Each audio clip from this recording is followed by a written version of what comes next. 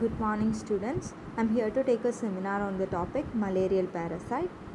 The topic includes the following content: introduction, definition, malarial parasite, its microscopy, incubation period, pathophysiology and life cycle, lab diagnosis, signs and symptoms, treatment, prevention and precaution. Introduction. Malaria is a protozoal disease. Mala meaning bad and area meaning air in Italian. The first evidence of malarial parasite have been found in mosquitoes preserved in amber from the Paleogene period that are approximately 30 million years old. A disease caused by members of the protozoan genus Plasmodium, a widespread group of sporozoans that affect human liver and RBC. Optimum temperature and humidity for the development of parasite is 20 to 30 Fahrenheit and about 60% humidity. Malaria remains the world's most devastating human parasitic infection that affects over 40% of the world's population. WHO estimates 300 to 500 million cases annually worldwide and 2 million cases and 1,000 deaths in India. So malaria is a protozoal disease caused by Plasmodium. It affects mainly human liver and RBC. Optimum temperature for its growth is 20 to 30 Fahrenheit and humidity required is 60%.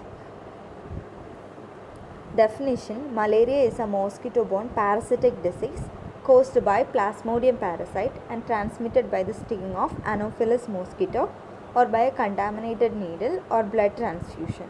Vector is female Anopheles mosquito. So malaria is a mosquito-borne parasitic disease caused by Plasmodium parasite and it is transmitted by the bite of female Anopheles mosquito.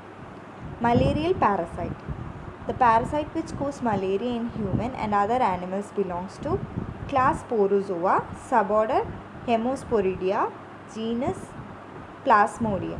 The most common species found in man are Plasmodium vivax, Plasmodium falciparum, Plasmodium malaria, Plasmodium ovale. There are 4 main species that cause malaria in human being. First one is Plasmodium vivax. It is a protozoal parasite and a human pathogen. Most frequent and widely distributed cause of recurring malaria.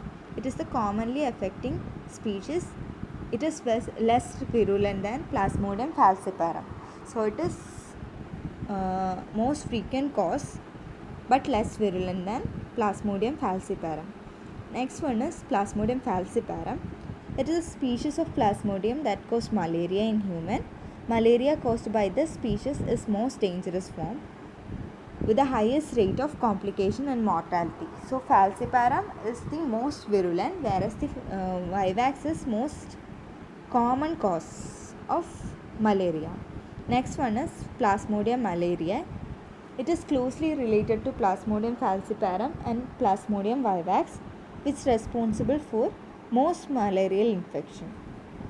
While found worldwide, it is also called benign malaria and it is not nearly as dangerous as others. It causes fevers that recur at approximately 3 days interval, longer than 2 days interval of other malarial parasite. Hence, it is alternatively named as quartan fever or quartan malaria. So, malaria caused by Plasmodium malaria is also called quartan malaria or quartan fever. It is also called benign malaria. Next one is Plasmodium ovale. It is a species that causes tertian malaria in humans. It is rare compared to the others and subsequently less dangerous than Plasmodium falciparum. Now the malarial parasite have 3 main developmental stages, that is trophozoites, schizones and gametocytes. The images are given here. First one is trophozoite, second one is schizone and third one is gametocyte. Trophozoite. The word means troph meaning nourishment and zone meaning animal. A trophozoite is the activated feeding stage in the life cycle of Plasmodium. The young trophozoite, which is ring in shape, grows substantially before undergoing schizogony. Schizogony is the multiple fission of the trophozoite. it undergoes multiple fission or schizogony to form schizons. At this schizon stage, the parasite replicates its DNA multiple times and undergo multiple mitotic division. Each schizon forms 16 to 18 merocytes. The red blood cells are ruptured by the merocyte. As it gets filled with merocyte, the RBC ruptures.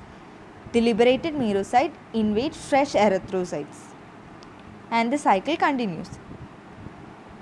Next one is gametocyte. Some merocytes differentiate into sexual forms, that is to form male and female gametocyte.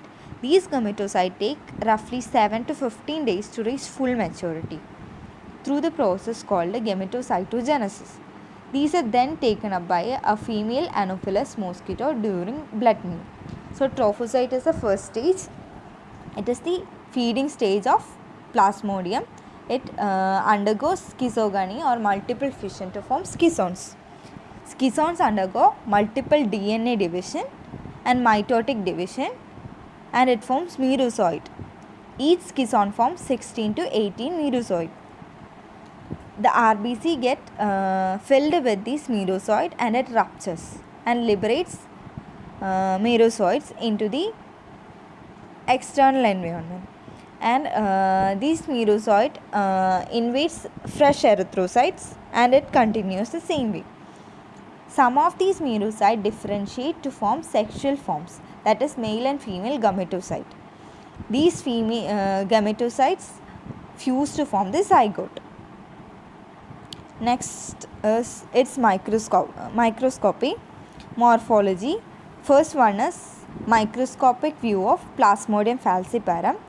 The second one is Plasmodium vivax, third one is Plasmodium malariae and the fourth one is Plasmodium ovale. Coming to incubation period, they have different incubation period. For Plasmodium falciparum, it is 9 to 14 days. Plasmodium vivax takes 8 to 16 days. Plasmodium ovale takes 16 to 18 days. Plasmodium malariae takes 18 to 40 days. Now coming to pathophysiology and life cycle, it starts with a bite of an infected mosquito. A man gets bit by an infected mosquito and the parasite starts reproducing. The parasite reaches the liver and there it starts reproducing and the liver cells get filled with the merozoites and it bursts and the merozoites invades RBC. These RBCs, inside the RBC, the merozoites starts reproducing and by multiple fission and each cell gets filled with merozoite and it bursts and merozoites invade new or fresh RBCs. In the bloodstream, further reproduction occurs within RBC. Parasite reproduction results in further RBC infection. Cycle of RBC infection and destruction coincide with fever and chills. As the RBC ruptures, fever and chill occurs. Dormant version of the parasite are ingested by another mosquito. Another mosquito ingests the gametocyte and inside them gametocyte fuse to form zygote. Gametocyte enter mosquito gut and form zygote. Spores are formed which are stored in the salivary glands of the mosquito.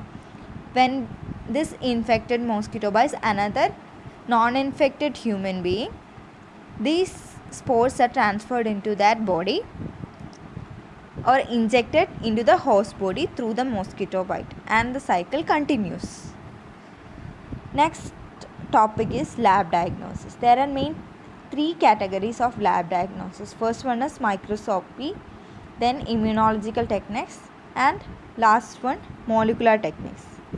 Microscopy contains two main type, thick and thin blood smear study and quantitative Buffy-Coat test or QBC test. First one is thick and thin blood smear study.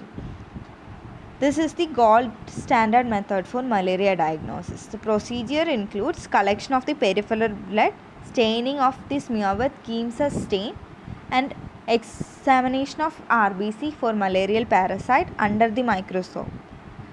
There are two type of smear, thick and thin. Thick stain it includes 4 or more droplets of blood, and thin smear includes 1 drop of blood. Thick smear, it is not fixed in methanol. This allows the red blood cell to be hemolyzed, and leukocytes and any malaria parasite present will be the only detectable elements. So the RBC will be hemolyzed or destroyed. Only leukocytes and malarial parasite will be detectable. However, the hemolysis may lead to distorted plasmodial morphology, making Plasmodium species differentiation difficult. Therefore, thick smear are mainly used to detect infection or to estimate parasitemia. Thin smear, it is fixed with methanol. Thin smear allow the examiner to identify malaria species, quantify parasitemia, and recognize parasite form like schizont or gametocyte. The first image shows the blood smear and the second one shows the microscopic view of the blood smear. Advantages of this method is it is inexpensive. It gives the examiner the opportunity to quantify parasite and differentiate malarial species. Disadvantage is that the diagnostic accuracy depends on the quality of blood smear and equipment, abilities of the microscopist, parasite density, and the time spent on reading. It is not suitable for large scale epidemiology study. There is chance of false positive and false negative. Next method is QBC test. The whole procedure takes place in a glass hematocrit tube which is pre-coated internally with acridine orange stain and potassium oxalate. It is filled with 55 to 65 microliters of blood. The tube is centrifuged and so the components separate according to their density, forming bands. Fluorescing parasites are then observed with a UV microscope at the RBC-WBC interface. So what we do is take a hematocrit tube and coat it internally with a mixture of acridine orange stain and potassium oxalate. We take 55 to 65 microliters of blood into it, centrifuge it, and the components get separated as per the density. Now view it under a UV microscope using a UV light, and observation is done at the interface of RBC and WBC. QBC test is easier and faster than classic peripheral blood smear microscopy, but the equipment required is expensive and species identification are accurate, enumeration are impossible. Next method is immunological method. It is based on two things. First one is antibody based techniques and second one is antigen based techniques. Antibody based technique includes IFAT and ELISA. IFAT or indirect fluorescent antibody test. The antigen consists of infected blood bound to a 12-spot microscope slide. A drop of diluted washed infected red blood cell is placed on each spot and allowed to dry. It is then incubated with a serial dilution of the test serum followed by a solution of anti-human immunoglobulin labeled with fluorescent isothiocyanate, which contains Evans blue as counter stain. When the slides are dried, they are examined by fluorescent microscopy. Antibody in the test serum react with antigen of parasite, that is the principle, and the anti-immunoglobulin reaction with the antibody is demonstrated by fluorescence of the parasite. The disadvantage of this method are requirement of fluorescent microscope and the need for high technical skills. Next method is ELISA. This method uses soluble malarial antigen coated on the walls of a micro-titer plate. If the test is positive, the antibody binds the antigen resulting in a visible color change. When it is negative, in the absence of antibody, there is no change of color in the substrate. So, if it is positive, antibody binds with antigen and color change will be seen. If it is negative, there is no antibody and no color change will be seen. Next method is antigen based technique, that is RDT or rapid diagnostic test. It is a device that can detect malaria antigen in a small amount of blood by immunochromatographic assay. Color change in an absorbing nitrocellulose strip is seen with monoclonal antibodies directed against the parasite antigen. Last method is molecular techniques, PCR. Using PCR or polymerase chain reaction amplification, it is possible to detect all 4 species of malarial parasite with greater sensitivity than microscopy. Advantages is that high sensitivity and high specificity, detection of mixed species infection and drug resistant strain, automation, high speed turnover, quantitative determination of parasite is possible, and species differentiation ability. Disadvantages: it is too sensitive for clinical uses, unsuitable for field condition, expensive method, technically demanding. So it is more sensitive than microscopy, but it is too sensitive for clinical use. Next topic is signs and symptoms. A high temperature of 38 degrees Celsius or above is seen, feeling hot and shivery, headaches, vomiting, muscle pain, diarrhea, generally feeling unwell. These are the signs and symptoms of malaria. Next, coming to treatment, the malaria is treated with prescription drugs to kill the parasite. The aim of treatment is to kill the parasite that causes malaria. The type of drugs and the length of treatment will vary depending on which type of malarial parasite is infecting. Medication includes atovaquone, proguanil or Malaron, quinine sulfate with doxycycline, primaquine phosphate and chloroquine. Prevention and precaution: wear full sleeve protective clothing, spray insect repellent on your exposed skin, use a mosquito net over the bed if your bedroom is in air conditioned or screened. When you go out, in addition to spraying insect repellent on your exposed skin, you can also spray on your clothes.